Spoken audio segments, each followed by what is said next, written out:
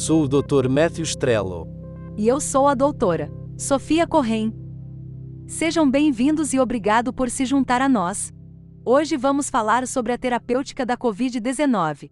Durante a palestra, abordaremos os principais medicamentos benéficos para o tratamento da Covid-19.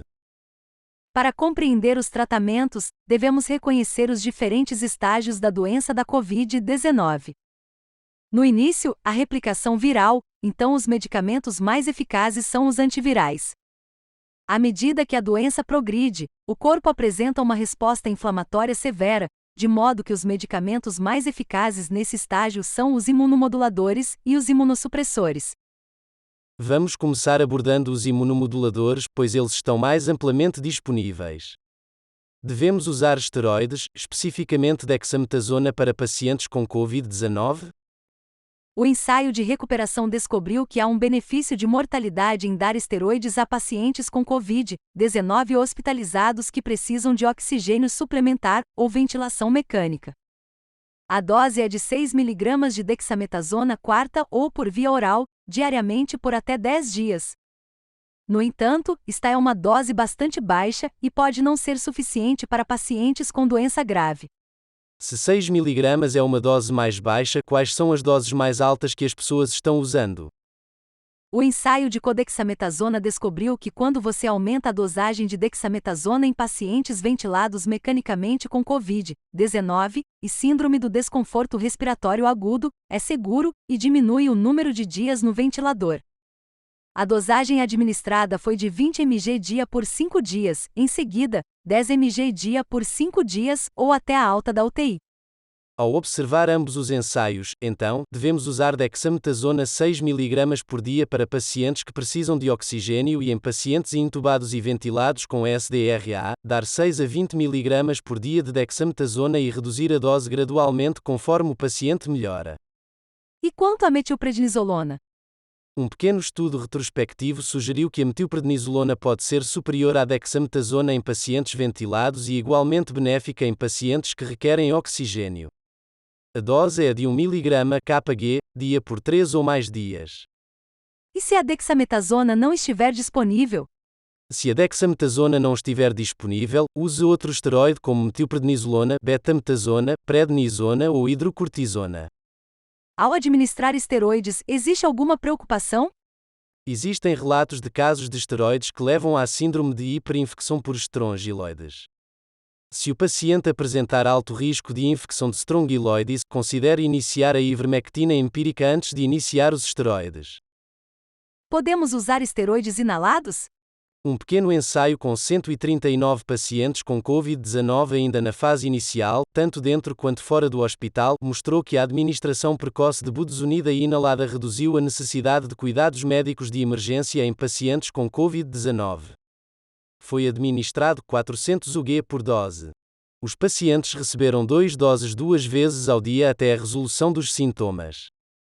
Alguns pacientes estão recebendo tocilizumab. Em quais pacientes devemos usar esse medicamento? O tocilizumab é um inibidor IL-6. Demonstrou um benefício de mortalidade quando adicionado à dexametasona em pacientes hipoxêmicos hospitalizados com uma proteína C reativa AND-GT, 75, ensaios REMAP-CAP e de recuperação. Esses são os principais tratamentos farmacológicos que modulam o sistema imunológico. E quanto aos medicamentos que visam combater o vírus, como os anticorpos monoclonais? São eficazes? Possivelmente em grupos de pacientes muito específicos. Considere o uso em pacientes ambulatoriais, se o diagnóstico ocorrer em até 10 dias e o paciente apresentar alto risco de progressão clínica. Por exemplo, se o paciente é idoso ou se encontra imunocomprometido. Não administrem em pacientes hospitalizados com Covid-19. E quanto ao Remdesivir? Os ensaios mostraram resultados conflitantes com Remdesivir. A Organização Mundial de Saúde não apoia seu uso, embora o National Institutes of Health dos Estados Unidos sugira seu uso em pacientes hospitalizados que precisam de oxigênio. Portanto, é melhor seguir os protocolos locais, mas deve ser usado em pacientes hospitalizados. E quanto ao uso de plasma convalescente e hidroxicloroquina? Os ensaios clínicos randomizados demonstraram que nem plasma convalescente nem hidroxicloroquina funcionam no tratamento da Covid-19, e não é recomendado a utilização do mesmo. Ocasionalmente, os pacientes podem ter infecção bacteriana ao mesmo tempo que a Covid-19. Devemos administrar antibióticos empíricos em todos os pacientes com Covid? A co-infecção bacteriana é incomum em pacientes com Covid-19 na fase inicial quando chegam ao hospital, apenas 4% dos pacientes. Não administramos antibióticos rotineiramente para o tratamento da Covid-19. Você pode obter culturas de sangue, escarro e urina, bem como procalcitonina para ajudar na detecção de co-infecção bacteriana. Devemos iniciar antibióticos para pacientes muito doentes, especialmente se eles estiverem hospitalizados por um longo tempo. Os pacientes que estão muito doentes e têm longa permanência no hospital têm 14% de chance de contrair uma infecção bacteriana secundária. Neste grupo, considere a administração de antibióticos em cada caso. Quando você deve usar um broncodilatador inalado? Devemos utilizar o broncodilatador inalatório, como albuterol e ipratrópio, se o paciente também apresentar asma ou exacerbação da DPO. Por exemplo, caso o paciente apresente muita respiração ofegante. Devo usar um inalador de dose medida, MDI, ou um nebulizador para administrar o broncodilatador? É preferível utilizar inalador de dose medida, MDI, ao nebulizador porque um MDI não aerosoliza o vírus. Se possível, evite tratamentos com nebulização, porque eles apresentam um risco maior de aerosolização, o que aumenta a transmissão viral. Se for necessário usar um nebulizador, use-o em uma sala de pressão negativa, se não houver, em uma sala bem ventilada com muito fluxo de ar. A administração de 8 doses de broncodilatadores com espaçador equivalem a um nebulizador. Aguarde 1 minuto após a administração de cada dose. Este é o inalador de albuterol e este é um espaçador. Você junta os dois a fim de colocar o medicamento em seus pulmões. Portanto, o que faremos é tirar a tampa, sacudi-la, e como não a usamos há algum tempo, vamos limpá-la, e agora ela está pronta para uso. Você pode sacudi-la novamente e depois colocá-la no espaçador dessa forma. Este é um bocal. Abra isso, coloque os lábios ao redor do bocal, respire fundo e sopre todo o ar para fora. Quando todo o ar estiver fora, use seus 2 dedos para pressionar o inalador para baixo, e ao fazer isso, respire fundo e tente prender a respiração por 10 segundos. Ao final expirar para albuterol, aguarde 1 minuto entre os sopros. Outro tópico desafiador é a administração de fluidos em pacientes com Covid-19. Os fluidos escolhidos são cristaloides, como soro fisiológico ou lactato de Ringer. Qual é a quantidade de fluidos que devemos administrar a pacientes que desenvolveram choque séptico devido ao Covid-19?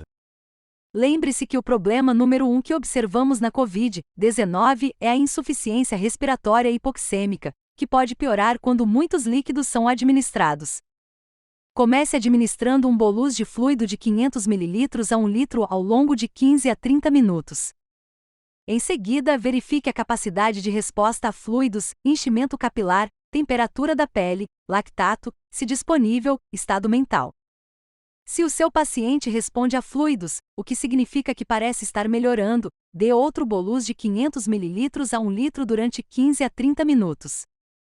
Se o paciente não responde a fluidos, o que significa que você não vê melhora após um bolus de fluido, inicie os vasopressores e interrompa os fluidos.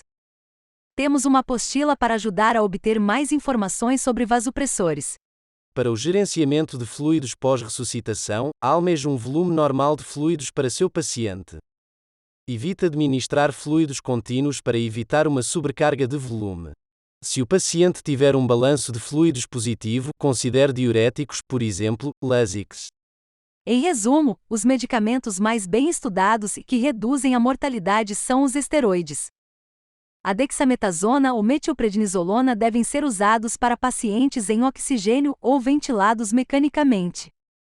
O tocilizumab diminui a mortalidade em pacientes em uso de dexametasona se sua PCR for de GT 75.